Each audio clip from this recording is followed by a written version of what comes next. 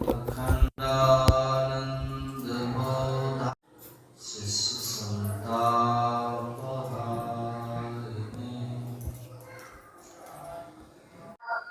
बंदो गुरुपद कंज कृपा सिंधु नर रूप हरि महामोह तम पुंज जासु वचन रवि करनी कर। बोलिए प्रेम से श्री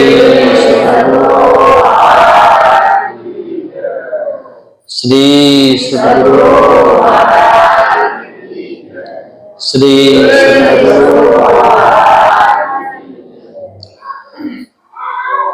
मंचासीन वंदनीय साधु समाज, परम आदरणीय साधक वृंद, सत्संग प्रेमी महान भावों,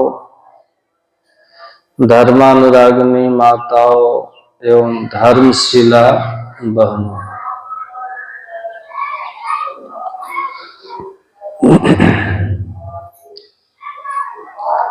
नवरात्रि के अवसर पर ध्यान साधना शिविर जो पूज्यपाद ब्रह्मलीन महाविरक्त योगी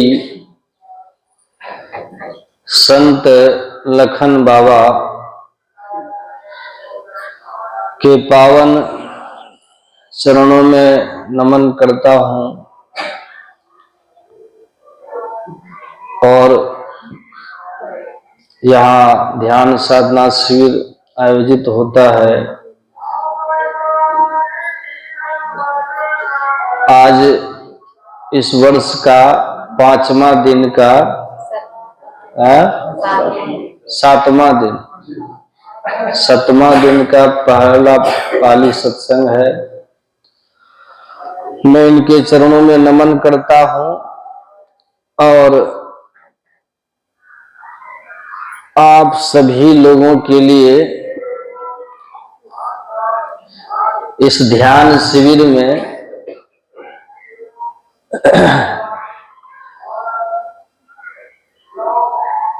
आध्यात्मिक उन्नति के मंगल प्रार्थना करता हूं कि आप लोग ध्यान में खूब अध्यात्म उन्नति करें और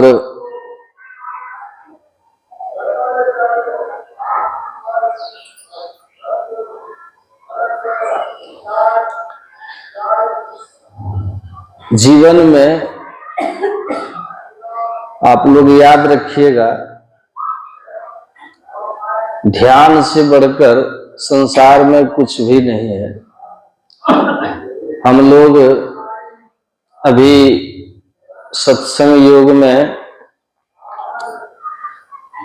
जाबाल ऋषि का उपदेश सुन रहे थे। सद्गुरु की, ईश्वर की और अपने जन्म जन्मांतर के पुण्य प्रताप से यहाँ उपस्थित हुए हैं।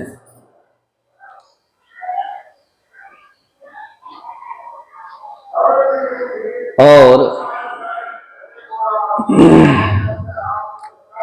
हम लोगों ने अभी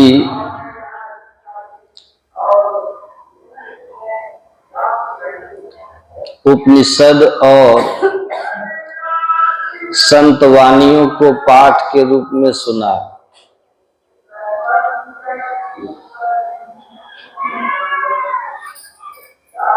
ग्रंथ का पाठ इसलिए कराया जाता है ताकि जो भी ज्ञान उपदेश दिया जाए, आप लोग ध्यान से सुनिए इधर, वह ग्रंथ के अनुकूल और प्रमाणिक हो, और नहीं तो हर आदमी अपने अपने मन की बात कहेगा। भगवान श्री कृष्ण ने गीता में अर्जुन से कहा है, ध्यान से सुनिए, कि शास्त्र विधि मुत्सृज्य वर्तते यह काम कारतः न स सिद्धि मवाप्नोति न सुखम न पराम गति। कि धर्म शास्त्र में वर्णित विधियों को छोड़कर जो मनमाना भक्ति पूजा करता है उसको न सिद्धि मिलती है, न सुख मिलता है और ना ही उसकी सद्गति होती। अर्थात धर्म शास्त्र के वर्णित विधि के अतिरिक्त मनमानी भक्ति पूजा से न हमारा संसार सुखी कर सकता है और ना ही परलोक हमारा सिद्ध कर सकता है। अर्थात लोक परलोक दोनों जगह जीवन को सुखमय शांतिमय बनाने के लिए धर्म शास्त्र के अनुकूल भक्ति पूजा होनी चाहिए। भगवान श्री राम ने लक्ष्मण जी से कहा था अपने वनवास काल में, हरित भूमि तृण संकुल समुझ पढ़हि नहीं पंथ जिमी पाखंड वादते लुप्त हो ही सदग्रंथ। कलयुग का स्वभाव कैसा होगा सुन लीजिए। भगवान श्री राम कहते हैं, देखो वर्षा ऋतु के बीत जाने पर जो कच्चे रास्ते खेतों से होके गुजरते हैं वो घास के बड़े बड़े उग आने से रास्ता ढक जाता है, पता नहीं चलता। उसी तरह कलयुग में पाखंड इतना बढ़ जाएगा कि सदग्रंथ का जो ज्ञान है वो ढक जाएगा, वो ढक जाएगा। मैं एक दिन बहुत आश्चर्यचकित होके सोच रहा था कि देखिए संत की दृष्टि कितनी दूर की होती है। एक बार कटिहार है ना, बरमसिया, कटिहार में एक शहर में ही जगह है बरमसिया, वहां एक प्रवचन कर रहे थे, कोई दूसरे मत के प्रवचन कर रहे थे और करते हुए प्रवचन जो कर रहे थे ना वो एक नए मत पंथ का प्रचारक थे जिसका कोई सदग्रंथ से कुछ लेना देना नहीं था। बड़ी ऊंची आवाज में गरज गरज के बोल रहे थे कि कौन कहता है कि मांस मछली नहीं खाना चाहिए। आपको मन करे मांस मछली खाने का तो जरूर खाइए और अकेले अगर खाने में मन ना लगे तो हमको भी बुलाइए। देखिए कि क्या क्या सोच है उनका। भगवान कितना पहले कहते हैं कि कलयुग में पाखंडवाद इतना बढ़ेगा कि धर्म ग्रंथ ही विलुप्त हो जाएगा, सद्ज्ञान ही ढक जाएगा। कि एक धर्म के वो प्रचारक है जो चिल्लाकर निर्लज की तरह कह रहे हैं कि कौन कहता है। अब उनको कौन जाएगा कहने, उनको कहने जाएगा कौन उसको? तो इसीलिए धर्म ग्रंथ का पाठ होना बहुत जरूरी, नहीं तो पाखंड जो है ना वो बढ़ जाता है। गुरु महाराज जी ने सदग्रंथ के पाठ का विधान बनाया है कि नहीं, ताकि धर्म के ठीक ठीक स्वरूप को आप लोग जान सकें।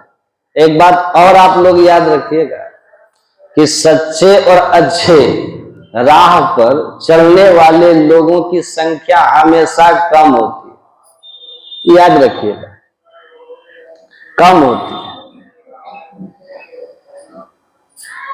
ज्यादातर लोग उन्हीं राहों पर चलते हैं जिसमें चलने में कोई त्याग नहीं होता, सहज आसान।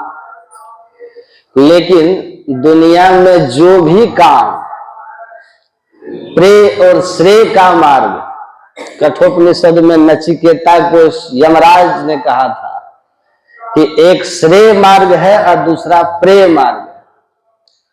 प्रेय का अर्थ यह होता है जिसका संबंध संसार से है, प्रेय मार्ग।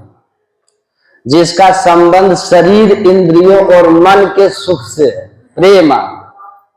और श्रेय मार्ग क्या है? श्रेय का अर्थ होता है जिसका संबंध आत्मा से, जीव से, जिसका संबंध परलोक से। तो जो प्रेय का मार्ग है, ये जो मार्ग है प्रारंभ में बड़ा सुखद होता है, प्रेय वाला। प्रेय का मार्ग प्रारंभ में सुखद मार्ग है, लेकिन परिणाम उसका बड़ा दुखद होता है, क्योंकि शरीर इंद्रियों को जो सुहाए वह आप सुख मानते हैं। तो आपकी इंद्रियां आंख, नाक, जीभ और त्वचा, ये पांचों विषयों के सुख में ही सुख मानते हैं। तो विषय सुख के पीछे भागेंगे ना तो आपको आनंद आएगा, लेकिन परिणाम में ये दुखदाई है विषय का सुख। लेकिन जो श्रेय का मार्ग है वो प्रारंभ में कठिन है, कठिन है। आपको हम अगर कहें कि आत्म कल्याण के मार्ग पर चलो, तो सबसे पहले शर्त इसमें क्या आएगा कि आप अपनी बिगड़ी आदत को सुधारो, अपने खान पान को सुधारो। आदत है ना जिह्वा को, है ना, जिह्वा को आदत है अभक्ष खाने की, अभक्ष भक्षण करने की। तो जिस जिह्वा को मांस, मछली, अंडा, मुर्गा खाने की आदत हो, उसको छोड़ना तो कठिन होगा। मन को तो बुरा लगेगा, जिह्वा को स्वाद नहीं मिले तो मन को बुरा लगेगा। तो ये सब नशा है, उसको आपको छोड़िए, पाप कर्मों को आप छोड़िए। तो इंद्रियों को सुहाने वाली जो चीजें होती है ना, उनकी आदत लगी रहती है, उनको, उनमें हमको सुख लगता है। और जब हम कहते हैं कि इनको छोड़िए क्योंकि आगे चल करके ये आपके लिए दुखदाई हो, तो आप तात्कालिक सुख में क्या करते हैं? श्रेय के मार्ग पर बढ़ना नहीं चाहते, क्योंकि ये सब त्यागना होगा ना आपको, ये सब छोड़ना होगा श्रेय मार्ग में। तो ये कठिन तो है, आदत सुधारनी है, सदाचार के नियम में रहना है। झूठ, चोरी, नशा, हिंसा, व्यभिचार, 5 पाप का त्याग, जिसमें खान पान की पवित्रता। तो ये जो श्रेय का मार्ग है, यमराज ने नचिकेता से कहा, वो प्रारंभ में कठिन लगता है ये, लेकिन आगे अनंत सुख का द्वार खोलता है। जो प्रेय का मार्ग है, ये प्रारंभ में सुखद लगता है, पर इसका सुख भी क्षणिक ही होता है और आगे चल करके अनंत दुख और नरक का द्वार खोलता है। पर दुर्भाग्य से श्रेय मार्ग पर चलने वाले लोग बड़े कम होते हैं, दुर्भाग्य से कम होते हैं, थोड़े होते हैं। पर जो थोड़े होते हैं ना, उन्हीं थोड़े के बल पर ये धरती टिकी रहती है, धरती टिकती है। तो हम लोग धर्म शास्त्रों के नियमानुकूल अपने जीवन को बनाए, ताकि हमारा जो लोग है, संसार है, और जो परलोक है, दोनों सुखद हो। भले ही प्रारंभिक काल में वह आपको थोड़ा कष्टकारक हो, लेकिन अगर विद्यार्थी कष्ट उठा के पढ़ेगा नहीं तो कभी रिजल्ट अच्छा नहीं करेगा, आगे भविष्य में वो अच्छा नहीं हो सकता। इसीलिए शुरू में थोड़ा कष्ट हो तो उसको सह लीजिए, है ना, और अपने आप को धर्म शास्त्रों के अनुकूल अपने जीवन को बनाइए। गोस्वामी तुलसीदास जी महाराज कहते हैं, जेहि मार्ग श्रुति साधु लखावे, तेहि मग चलत सबे सुख पावे, पाइए सुख हरि कृपा, संसार आशा तज रहे, सपनेहु नहीं दुख दोष दर्शन, बात को टिक को कहे। गोस्वामी तुलसीदास जी की बात। गोस्वामी तुलसीदास जी कहते हैं, जेहि मार्ग श्रुति साध लखावे, तेहि मग चलत सबे सुख पावे। श्रुति मतलब वेद, जो रास्ता वेद उपनिषद, वेद और संत बताते हैं, उसी राह पर चल करके संसार में सभी सुख पाते हैं, सभी सुख पाते हैं। तो वेद और संत कौन सा राह बताते हैं, इसलिए हम लोग अभी पाठ सुने,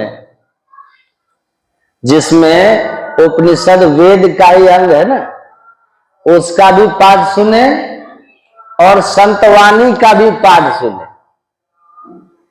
दोनों का पाठ सुने कि क्या वेद कहता है और क्या संत कहते हैं। इसी पर हमको चलना है, तो हमारा जीवन सुखी हो जाएगा। तो जाबाल नाम के एक ऋषि है, उन्हीं का पाठ सुन रहे थे। जाबाल जो थे ना, जाबाल, पहले सुन लीजिए, उनका कथा भी उसी में दिया हुआ है कि जाबाल जो थे, जब 10 वर्ष के हुए जाबाल, तो उन्होंने अपनी माता जी से कहा कि माँ, हमारे साथ के जो लड़के सब हैं, बच्चे सब हैं, वो सब लोग पढ़ने के लिए जा रहे हैं, गुरुकुल पढ़ने जा रहे हैं, तो मैं भी गुरुकुल में जाके पढ़ना चाहता हूं। तो उनकी माता जो थी ना, जाबाल की माँ, वो बोली जाओ। तो वो भी चला गया। जब वहां पढ़ने पहुंचा जाबाल, तो गौतम ऋषि का आश्रम था, गुरुकुल था। गौतम ऋषि बच्चों को पढ़ा रहे थे। ये भी गया, जाके प्रणाम करके कहा जाबाल कि गुरुदेव मैं भी यहाँ पढ़ना चाहता हूं, आपका शिष्य बनना चाहता हूं। तो गौतम ऋषि ने कहा, गौतम ऋषि कहते हैं पुत्र, हमारे यहाँ अध्ययन करने के लिए, शिक्षा ग्रहण करने के लिए, नामांकन के लिए आपको अपने कुल गोत्र का पता बताना होगा। उसके बाद उसी के अनुकूल हम आपका यज्ञोपवीत संस्कार करके शिक्षा दीक्षा देंगे। तो आप अपने कुल गोत्र का पता बताइए। तो जो जाबाल थे ना, जाबाल जो 10 वर्ष के थे, उनकी माता का नाम था जाबाली। क्या नाम था? और उनका नाम था श्वेत काम जाबाल। जाबाली के पुत्र होने के कारण लोग जाबाल जाबाल कहते थे। और जो उनकी मां थी वो वास्तव में एक वेश्या थी। तो पिता तो कोई था नहीं, तो कुल गोत्र का पता कहां से चले? पिता तो है नहीं। तो अपनी मां के पास आके वो जब इसने कहा, जाबाल ने, कि ऋषि ने मुझे अपना शिष्य बनाने से पहले, हमें वेदादि दीक्षा देने के पहले गौतम ऋषि ने संस्कार करेंगे, वो जिसके लिए कुल गोत्र का ज्ञान होना जरूरी है। तो कृपया मां आप मुझे कुल गोत्र का पता बता कि मैं ऋषि को क्या कहूं, गौतम ऋषि को। तो उनकी माता जाबाली ने कहा, पुत्र तुम जाकर ऋषि से कहना कि मैं जाबाली नाम, मेरी मां का नाम जाबाली है, ये कहना, अब मैं जाबाली का पुत्र श्वेत काम जाबाल हूं, और मेरी मां एक गणिका है, वेश्या है, गणिका, जिस कारण मुझे अपने पिता का पता मालूम नहीं। इससे अधिक मैं आपको अपने कुल गोत्र का कुछ भी नहीं बता सकता, जाके कह दो।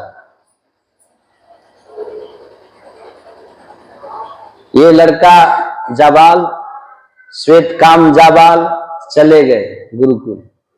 विद्यार्थी इसी तरह वृक्ष के नीचे आश्रम में बैठ करके सैकड़ों की संख्या में पढ़ रहे थे विद्यार्थी, सैकड़ों की संख्या में। ऋषि के पूछे जाने पर जाबाल ने यही उत्तर दे दिया, यही उत्तर दिया जो उनकी मां ने कहा, पुत्र कुल गोत्र का पता कराए। कहा कि गुरुदेव मेरी मां ने कहा कि मैं युवती थी तो बहुतों की परिचर्या में जाती थी, तुम किससे मेरे गर्भ में आए ये मुझे याद नहीं, मालूम नहीं।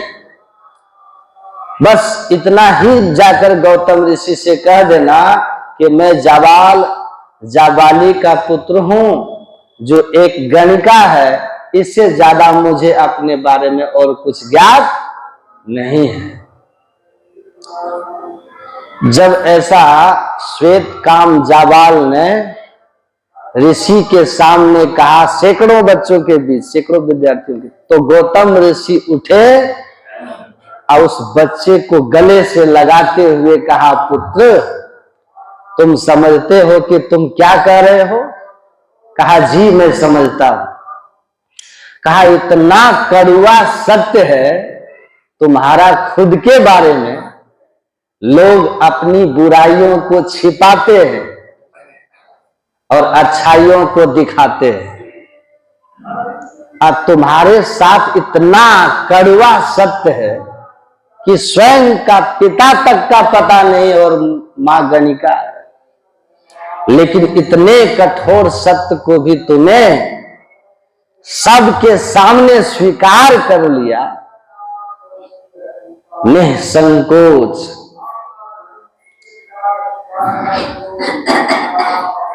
तो धर्म शास्त्रानुसार सत्य प्रतिष्ठायाम ब्राह्मण, जो सत्य में हर हाल में स्थिर रहता है, जो हर हाल में सत्य को नहीं त्यागता है, ऐसे सत्यनिष्ठ सत्य प्रतिष्ठित मनुष्य ही शास्त्र में ब्राह्मण होने का अधिकारी होता है। मैं तुम्हें ब्राह्मण बालक के रूप में अपना शिष्य ग्रहण करता हूं। तो जाबाल को उन्होंने अपना शिष्य बनाया। देखिए, सुन रहे हैं सब कि नहीं, कैसी स्थिति थी जाबाल की, कि कुल गोत्र का पता नहीं, फिर भी उसके कर्म सत्यवादी था ना,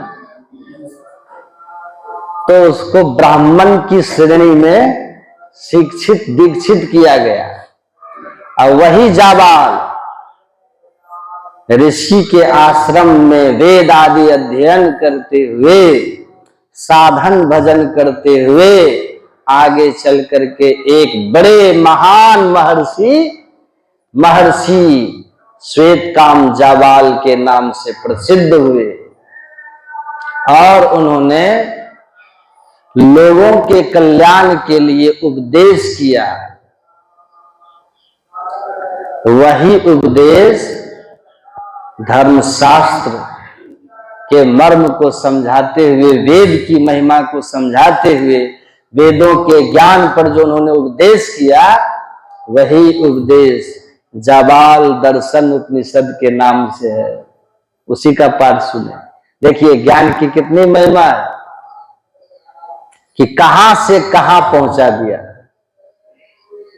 तभी जल्दी खड़ो बैठो, डिस्टर्ब मत करो। भगवान, वेद भगवान के अंदर उनका ऋचाएं आ गई और वो कहते हैं, जाबाल ऋषि, महर्षि जाबाल, हम सब लोगों को उपदेश करते हैं कि ज्ञान शौचम परित्यज्य बाह्ये यो रमते नरः स्वमूढ़ कांचनं त्यक्त्वा लोष्टं गृह्णाति सुब्रत। ज्ञान शौच से अपने को पवित्र किए बिना जो बाहर भ्रमण करते हैं पवित्र होने के लिए, वो मूढ़ है, अज्ञानी है, अबोध है। वे मानो ऐसा कर रहे हो जैसे हाथ में सोना हो और उसको फेंक दिया और मिट्टी से मुट्ठी भर लिया। सोना फेंका और मिट्टी पकड़ा। जिसने ज्ञान सोच को त्याग दिया, शौच मतलब क्या होता है? पवित्रता। पवित्रता किससे होनी चाहिए? ज्ञान से। हम अपने को पवित्र कैसे करते हैं? हम लोग ज्ञान से पवित्र करने के बजाय हम लोग पावन पवित्र होने के लिए बाहरी क्रिया बहुत करते हैं। चाहे मुक्ति करे तन क्रिया है, भरम अधिक भरमाया है। बोया पेड़ बबूल, सूल के आम कहां ते पाया है। संत चरणदास जी महाराज कहते हैं, चाहे मुक्ति, जो दुख से छूटना चाहते हैं, मुक्ति पाना चाहते हैं, सुख शांति जो पाना चाहते हैं,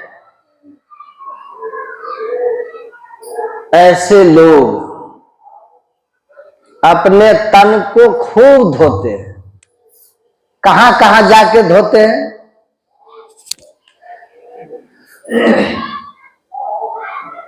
कोई गंगा सागर में, कोई प्रयागराज में, कोई हरिद्वार में, कोई ऋषिकेश में,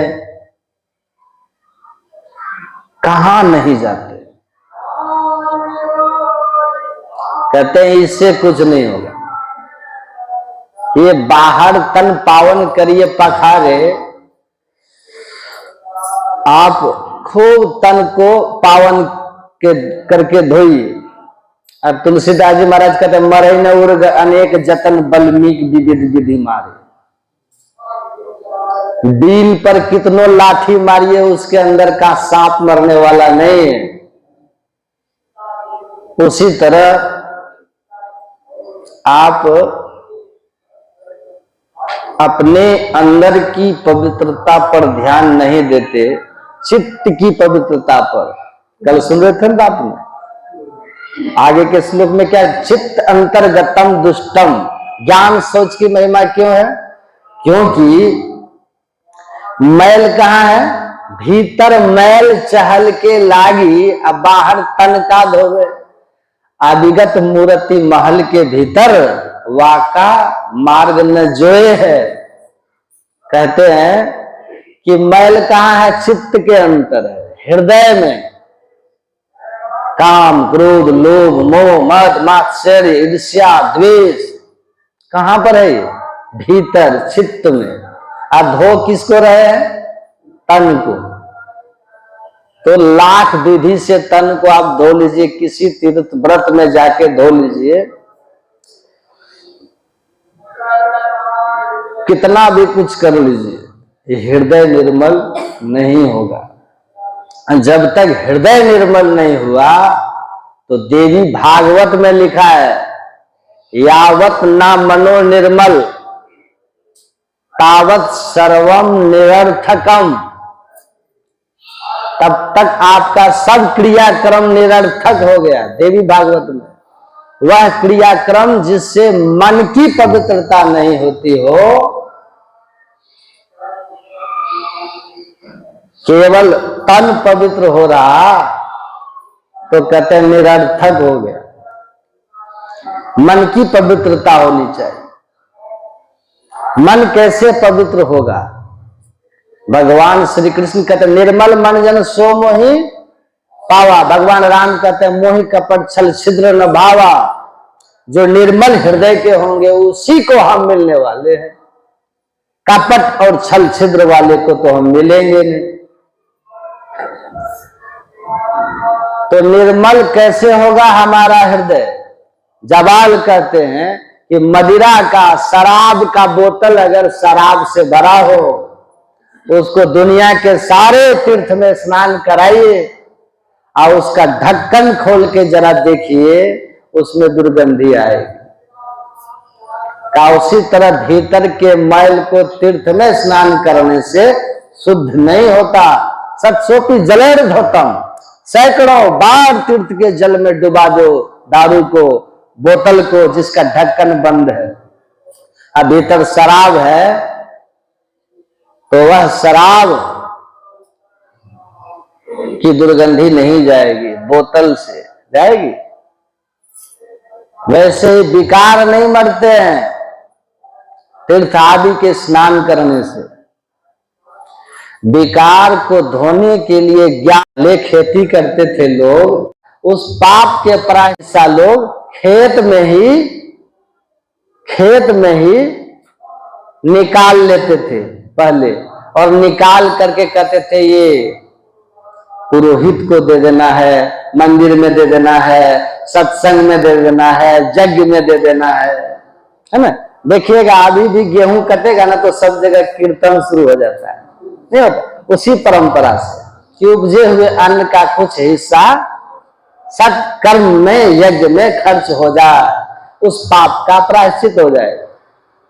तो अनाज का एक हिस्सा जग में देने को आज बलि कहते हैं। बलि मतलब हिस्सा भाग। तो विवाद हुआ दोनों में। एक कह रहा है कि आज मैंने बकरा की बलि होगा, दूसरा कह रहा है कि नहीं, आज तक बकरे की बलि नहीं हुआ, अनाज से यज्ञ हुआ है, आज मतलब अनाज है, होता है ना, एक ही शब्द के कई अर्थ हो जाते हैं ना।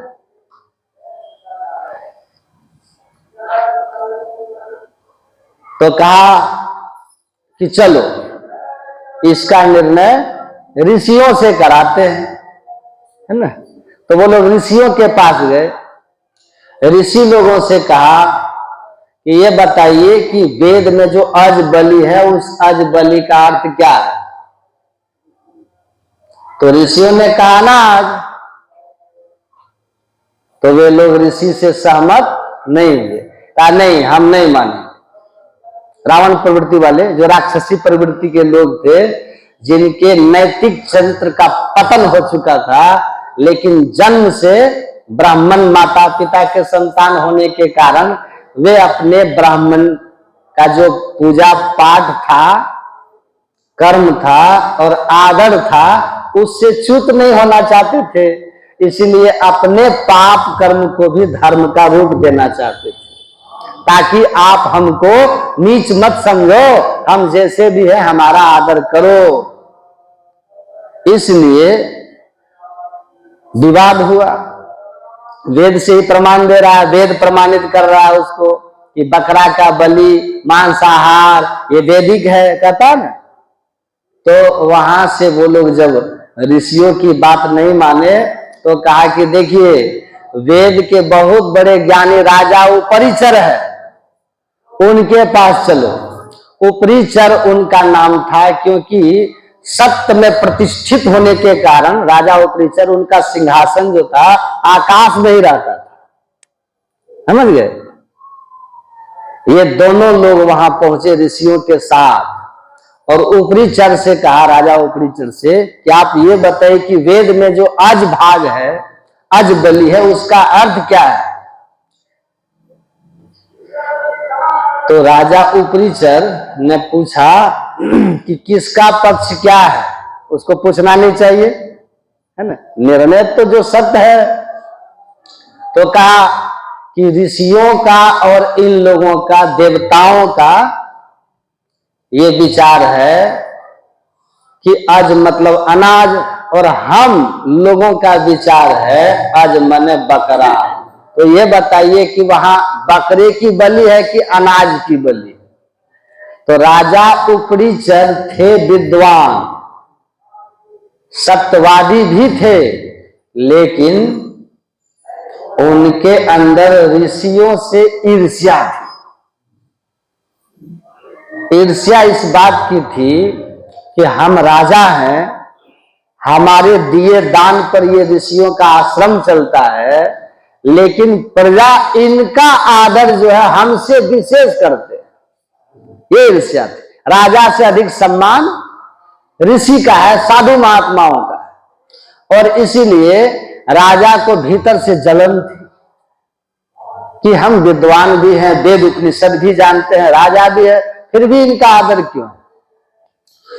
तो उन्होंने ऋषियों को नीचा दिखाने के लिए, जिस पक्ष में ऋषि थे कि अनाज अर्थ होगा, कह दिया कि राजा ने कह दिया उपरिचर ने कि नहीं,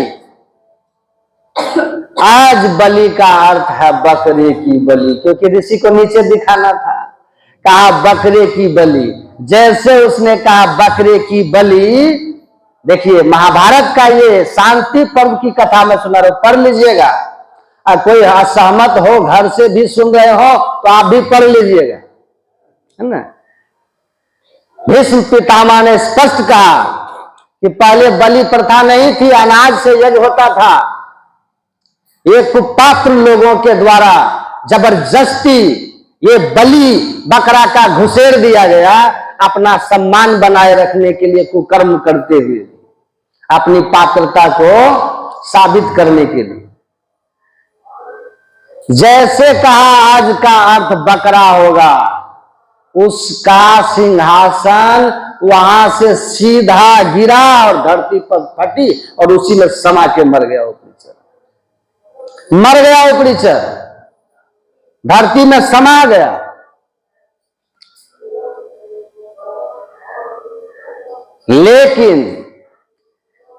निर्णय दिया था तो राजा था ना। ऋषि और देवता समझ जाइए, सात्विक लोग, सात्विक ब्राह्मण, और जो ऋषि थे वे जय जयकार करते हुए चले कि हमारी जीत हो गई। लेकिन जो कुपात्र लोग थे ना, वो लोग अलग जय जयकार किए कि राजा ने निर्णय दिया, मरा मरा उससे क्या, जज निर्णय दे के मर गया तो मर गया, लेकिन जज ने निर्णय तो दे दिया है।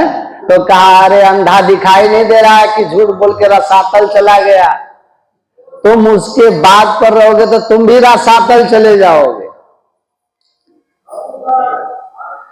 लेकिन वो लोग पकड़े रहे कि नहीं, राजा का निर्णय है ना। तो कहा कि इस तरह से यह बलि प्रथा का कुपरंपरा प्रारंभ हुआ।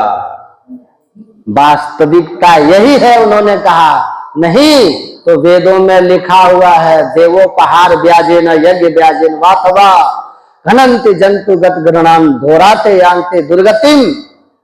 देवी के नाम पर या यज्ञ के नाम पर जो पशुओं की बलि देता है, घोराते याते दुर्गतिम, वो घोर दुर्गति में जाते हैं। अंधम तमसी मज्जा मम पशु घृयजाम है, हिंसा नाम अवेदो न भविष्य न भूतो न भविष्यति। वो कहते हैं कि घोर से घोर अंधकार में प्रवेश करेगा वो मनुष्य जो हिंसा के पक्ष में खड़ा रहता है।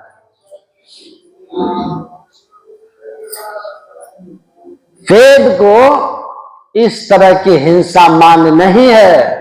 वार्य हिंसा और अनिवार्य हिंसा का वेद में साफ साफ वर्णन किया गया। देश की रक्षा करने के लिए कृषि कार्य, भोजन बनाना, घर में किसी अपराधी का प्रवेश कर जाना, डाकू लुटेरा का प्रवेश कर जाना, किसी मां बहन की इज्जत पर हाथ डालने वाला, ऐसे लोगों को मार देने का, मारने को हिंसा नहीं, इसको दंड कहा गया। दंड का विधान है लेकिन हिंसा का विधान नहीं है। हिंसा का अर्थ होता है आप अपने निज स्वार्थ के लिए, स्वाद के लिए, अपने व्यक्तिगत लाभ के लिए किसी को मारते हैं, तो ये हिंसा होती है। हिंसा पाप है, हिंसा पाप है। मैं आपको बता रहा हूं, हिंसा पाप है। एक जगह गया था प्रवचन करने के लिए, वहां एक व्यक्ति ने पूछा, जीवो जीवस भोजनम शास्त्र में लिखा है बाबा, इससे आप सहमत हैं? हम बोले कि हाँ, एक सीमा में, एक लिमिट तक सहमत है। जीवो जीवस्व भोजनम का, मछली मछली को खाता है। मैंने कहा कि बिल्कुल सही बात, मछली मछली को खाता है, शेर जो है हिरण को खाता है, ये पशु समाज का नियम है ना। हिंसा ये पशु समाज का नियम है। मनुष्य समाज में मनुष्य मनुष्य को मार के खाता है, आपके समाज में खाता है?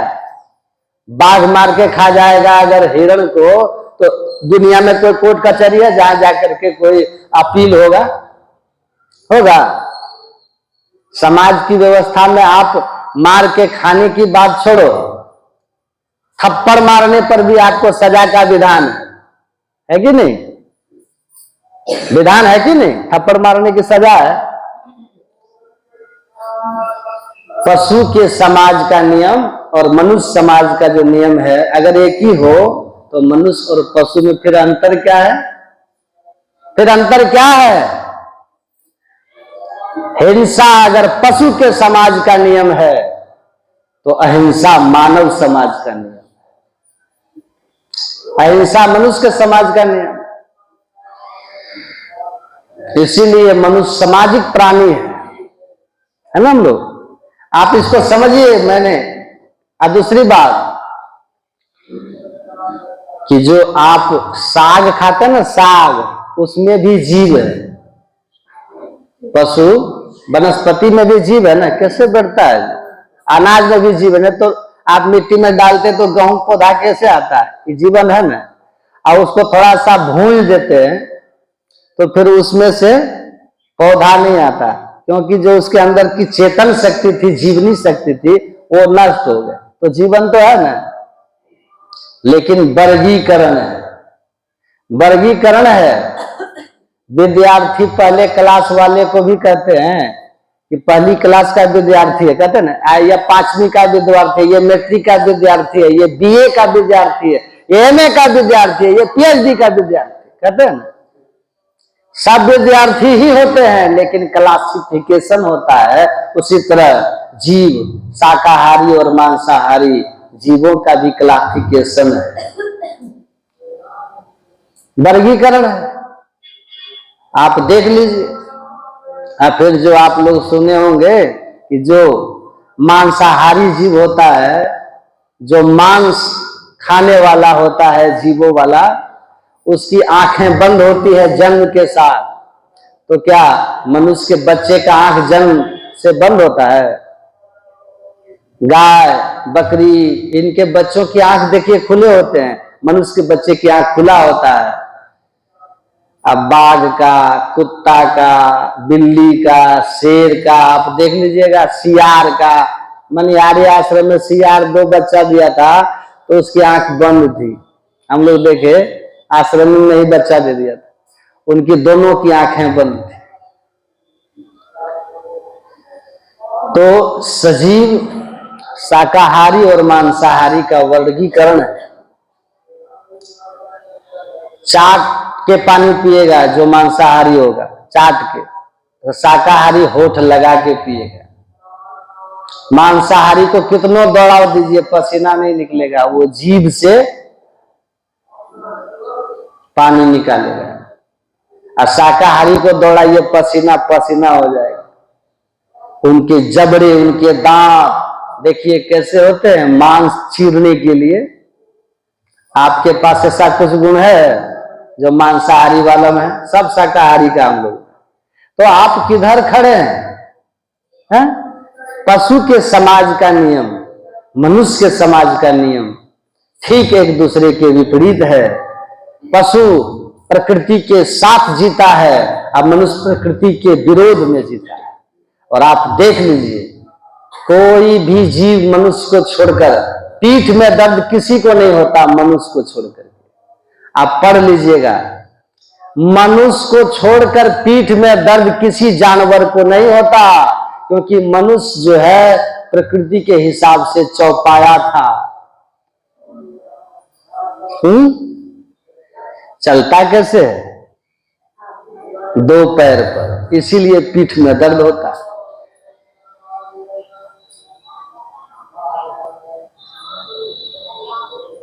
घर बंगला भगवान बना के दिए है किसी को?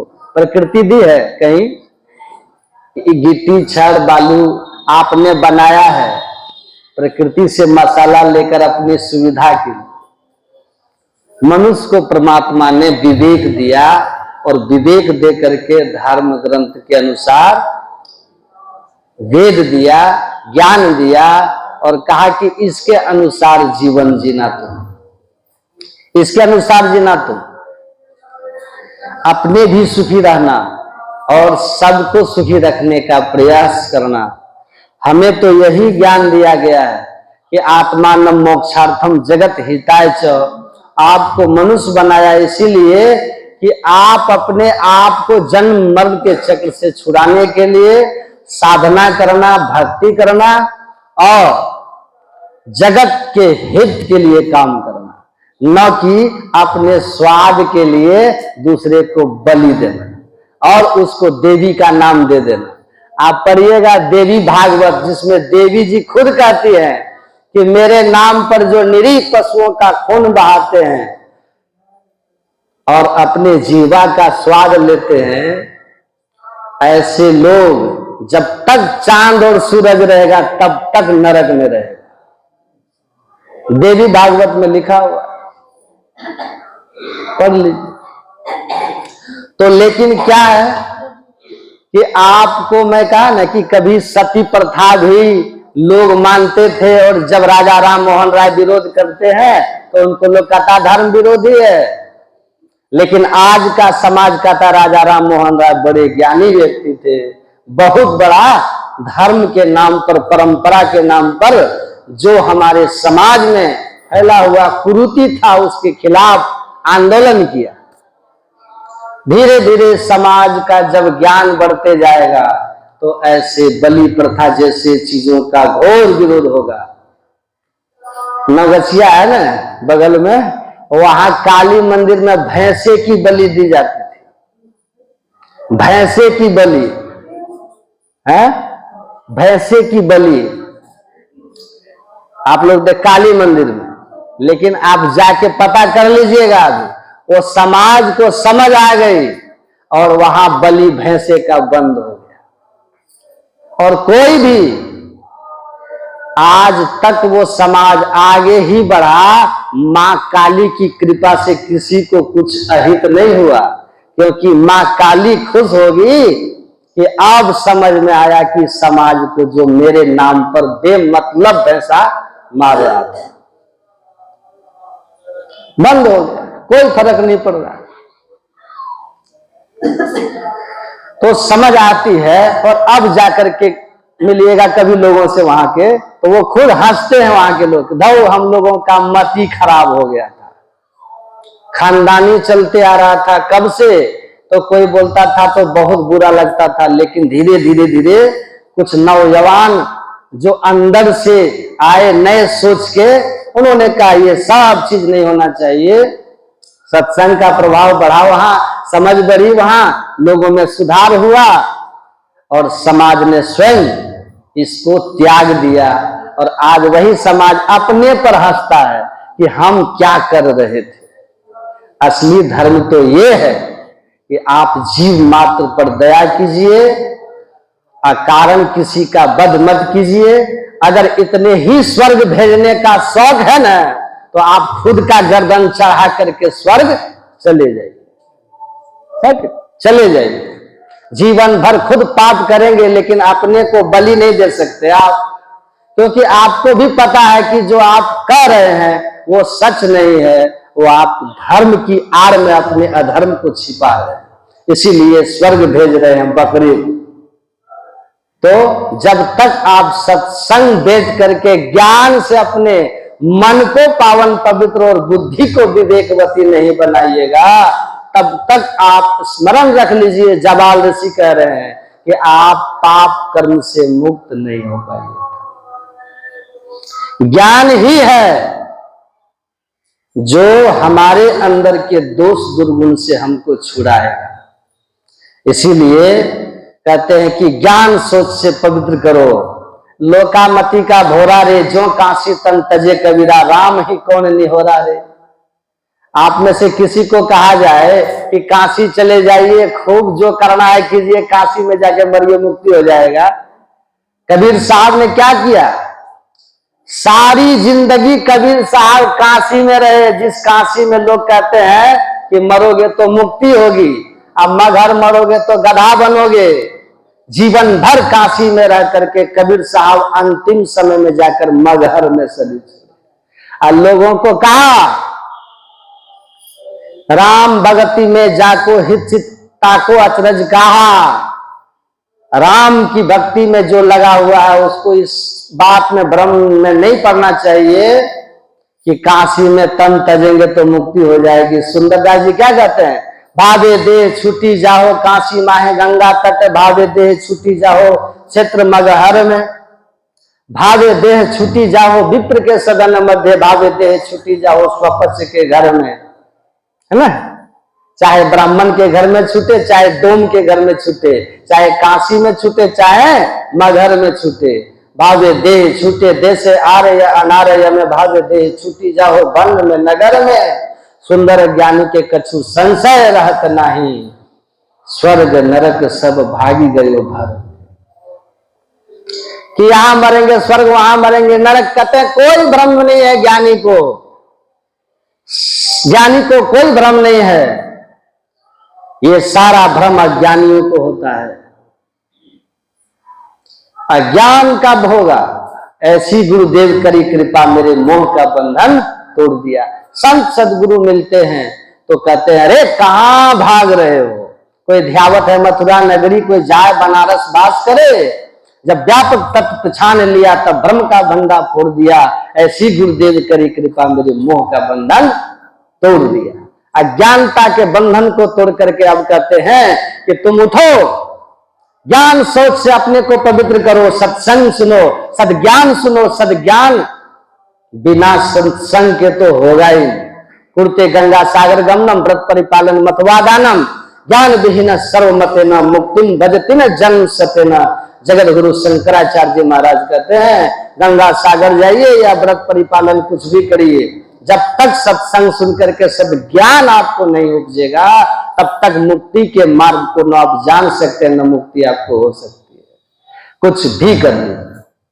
इसीलिए मोक्ष का द्वार, मुक्ति का द्वार, शांति सुख का द्वार, जीवन में कल्याण का पथ का प्रशस्त होना बिना संत के शरण में जाकर नहीं हो सकता है।